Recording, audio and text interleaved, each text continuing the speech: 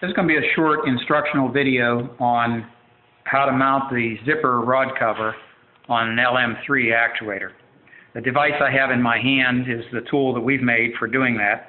It's a fairly straightforward, simple device. The only thing is you have to have the center-to-center distances on the rollers themselves accurate enough or set properly so that you can slide that device on and still be able to generate some pressing or compression force from the transition from when the tube is sitting up until it's pressed down in.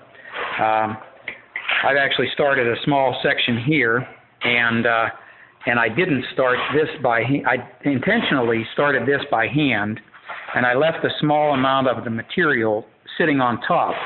And this is actually what we want to try to avoid. And this was the trick that this video is all about. This small section of tape that's encasing, or the casing itself that's encasing the tube, has excess material sitting on top. And having that material on top doesn't allow these tubes to get far enough apart, and it causes a lot of tension on the two coils themselves. The two coils are trying to pull apart.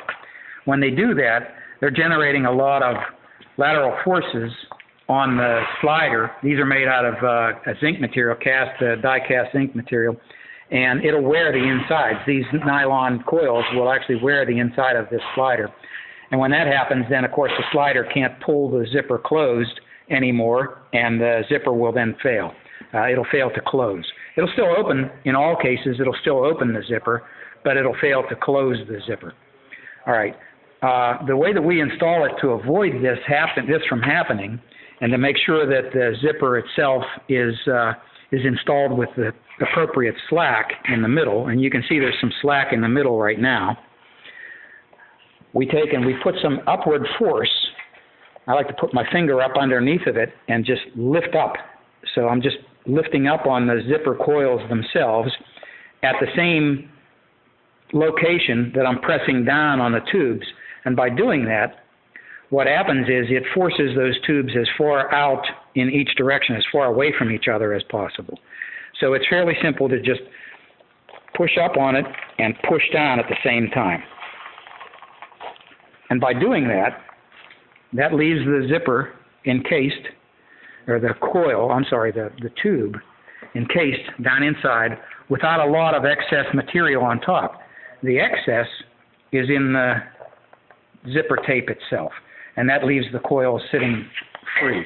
If I open this, you'll see that the coils aren't pulling away from each other. Their natural position is kind of riding right next to each other.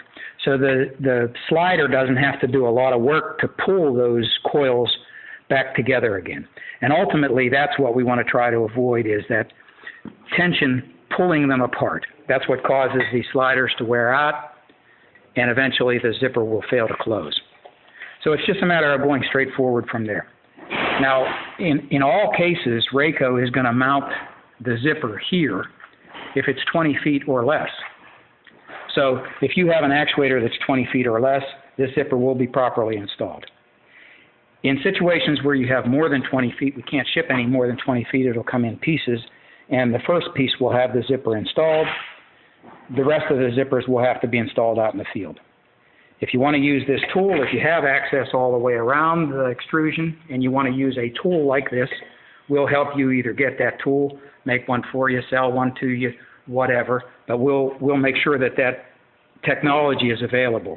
If you don't have that technology available, alternately, it has to be pressed in with some kind of probably a soft blow mallet, and simply pressed in. But at the same time, that pressure has to be used to lift the coil in the center in order to make sure that those tubes are as far apart as possible. And that'll allow this extra material in the center so that that zipper doesn't have to, so that this slider doesn't have to pull on those coils. And that's all there is to it.